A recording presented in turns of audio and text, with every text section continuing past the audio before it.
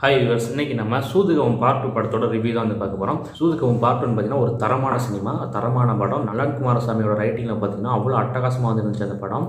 படம் ஆரம்பிச்சதுலேருந்து முடிவு வரைக்கும் பார்த்தீங்கன்னா எங்கேயுமே பார்த்தீங்கன்னா உங்களுக்கு வந்து போர் அடிக்காது. ஒரு ட்ரெண்ட் செட்டர் மூவி, மிகப்பெரிய பிளாக் பஸ்டர் வந்தாச்சு. ஸோ இப்போல்லாம் பார்த்தீங்கன்னா நல்லா இருக்க ஒரு படத்தை பார்ட் 2 எடுத்து கெடுக்கிறதே பார்த்தீங்கன்னா அந்த வேலையாக வந்து போச்சு. ஸோ அதில் வந்து இந்த படம் பார்த்தீங்கன்னா மிஸ் ஆகலை. சூதுகவும் பார்ட் 2 இடையில வந்து சந்திரமுகி படத்தோட பார்ட் 2 வந்து பார்த்துருப்பீங்க. அதில் பார்த்தீங்கன்னா ஃபஸ்ட்டு படமான சந்திரமுகியில் என்ன கதையோ அதே கதையை வச்சுக்கிட்டு நடிகர்களை மட்டும் வந்து மாற்றி வந்து அதே மாதிரியான விஷயங்கள், அதே மாதிரியான சீன்ஸ், ஒரே மாதிரியான காட்சி அமைப்புகள்னு எடுத்து வச்சுருப்பாங்க. ஸோ அதே மாதிரி தான் பார்த்தீங்கன்னா சூதுகவும் பார்ட் 2.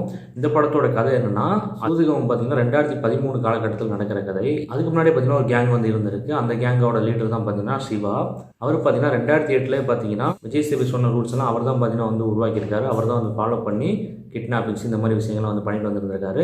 2008 பார்த்தீங்கன்னா அவர் வந்து அரெஸ்ட் பண்ணிடுறாங்க. அதுக்கப்புறம் பார்த்தீங்கன்னா அவர் வந்து ஜெயிலுக்கு போயிடுறாரு. அதுக்கு இடையில தான் பார்த்தீங்கன்னா விஜய் சேவி குரூப் வந்து இடையில வந்து கிட்னாப்பிங்லாம் பண்ணிட்டு போனது. இப்போ பார்த்தீங்கன்னா அந்த படம் வந்து 2024 காலகட்டத்தில் வந்து நடக்குது. இப்போ வந்து சிவா வந்து ஜெயிலில் வந்து ரிலீஸ் ஆகி வராரு. திருப்பி அதே கேங் வந்து சேர்றாங்க. விஜய் சேவிக்கு எப்படி கற்பனை ஒரு பொண்ணு வருமோ அதே மாதிரி பார்த்தீங்கன்னா சிவாவுக்கும் பார்த்தீங்கன்னா 2008 பார்த்தீங்கன்னா கற்பனையில் வந்து ஒரு பொண்ணு வந்து வருது. அந்த பொண்ணு பார்த்தீங்கன்னா விஜய் சேவி கூட இருக்கப்போ ஃபஸ்ட்டு படமான சூதுகவும் பார்ட் 1 பார்த்தீங்கன்னா இன்ட்ரோல் பிளாக்ல பார்த்தீங்கன்னா இறந்து போயிடும். ஸோ இப்போ வந்து 2024 ஜெயிலில் வந்து ரிலீஸ் ஆகி வரப்போ இவர் வந்து அந்த கற்பனை பொண்ணு எங்கன்னு வந்து சிவா கேட்குறப்போ அந்த பொண்ணு செத்து போயிடுச்சுன்னு சொல்கிறப்போ அது யாருனால செத்துச்சுன்னு கேட்குறப்போ அருமை பிரகாசன் இருக்கார்ல நம்ம கருணாகரன், அவர்னால தான் வந்து இறந்து போச்சு. ஏன்னா அவரை வந்து கிட்னாப் பண்ணுறது தான் பார்த்தீங்கன்னா அந்த மாதிரி ஆக்சிடென்ட் இருந்தாங்க. அவர் தான் பார்த்தீங்கன்னா வண்டியை திருப்பிடுவார். அப்போ அந்த பொண்ணு வந்து இறந்து போயிடும். அந்த கற்பனை பொண்ணு செத்ததுக்கு காரணம் அருமை பிரகாசன் வந்து சொல்கிறாங்க சிவா கிட்ட. சிவா வந்து அருமை பிரகாசத்தை பழிவாங்கன்னு வந்து நினைக்கிறாரு. இப்போ பார்த்தீங்கன்னா அருமை பிரகாசன் பார்த்தீங்கன்னா நிதியமைச்சராக இருக்காரு, ஒரு பெரிய அமைச்சராக வந்து இருக்காரு. ஸோ இப்போ என்ன பண்ணுறாங்க, இந்த கேங் வந்து அருமை பிரகாசத்தை வந்து கடத்துறாங்க. ஸோ இதுக்கப்புறம் என்னென்ன ஆச்சுன்னா சூதுகவும் பார்ட் 2 கதை. ஏன்னா இந்த படத்தில் பார்த்தீங்கன்னா புதுசாக ஒரு ட்ராக்கு, ஒரு கதைன்னு வந்து எதுவுமே வந்து போகலை.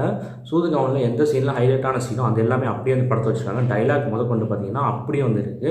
ஒரு பொண்ணை கடத்திட்டு அந்த பேங்கில் போயிட்டு பேங்க் ஆஃபீஸர்கிட்ட வந்து காசு வாங்கிட்டு வெளில நடந்து வரதா இருக்கட்டும், அதே மாதிரி ஒரு பொண்ணை கடத்துறப்போ அந்த பொண்ணு வந்து அடிக்கிறதா இருக்கட்டும், இந்த மாதிரி முக்கியமான சீன்ஸ் எல்லாமே திரும்ப அப்படியே வந்து எடுத்து வச்சுருக்காங்க. இது வந்து எதுக்குன்னு வந்து தெரியல. சரி, எடுத்து வச்சுருக்காங்க. படத்தில் எங்கேயாவது ஹியூமர்ஸ் வந்து ஒர்க் ஆகிருக்கான்னு கேட்டிங்கன்னா படத்தில் எங்கேயுமே வந்து ஹியூமர்ஸ் வந்து ஒர்க் ஆகலை. எமோஷன் சீன்ஸ் கனெக்ட் ஆகிருக்கான்னு கேட்டிங்கன்னா அதுவும் எங்கேயுமே கனெக்ட் ஆகலை.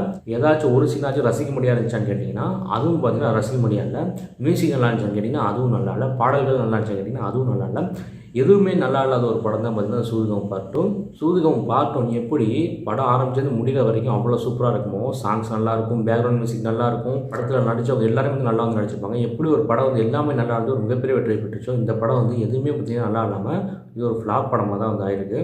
ஸோ எந்த வித ஆடியன்ஸுமே பார்த்தீங்கன்னா சாட்டிஸ்ஃபை பண்ணாத ஒரு படம். பத்தாததுக்கு வெறுப்பை தான் ஏற்படுத்தும். நீங்கள் தேட்டரில் போயிட்டு வந்து உட்காந்திங்கன்னா கடுப்பாகி தான் பார்த்தீங்கன்னா வெளில வரீங்க. பாதி இன்ட்ரோலே பார்த்தீங்கன்னா வந்து வெளில போகிறீங்க. அந்த மாதிரி ஒரு சினிமா தான் பார்த்தீங்கன்னா சூதுகவும் பார்ட் 2. ஒரு இடத்துல கூட அவங்க வந்து என்கேஜிங் பண்ணாது. ஸ்க்ரீன் ப்ளே பார்த்தீங்கன்னா லேகான ஸ்க்ரீன் ப்ளே, ரொம்ப ஸ்லோவாக போகும். சூதுகவும் வந்து பார்ட் 2 எடுக்கிறேன்னு எடுத்து தேவையில்லாமல் படத்தோட பேரை வந்து கெடுத்து தான் வச்சுருக்காங்க. நலன் குமாரசாமி பார்த்தீங்கன்னா அந்த படத்தை வந்து எடுக்கலை அப்படிங்கிறப்ப தெரியும் இந்த படம் நல்லா இருக்காதுன்னு. சிவிகுமார் தான் பார்த்தீங்கன்னா படத்தோட ப்ரொடியூசர்.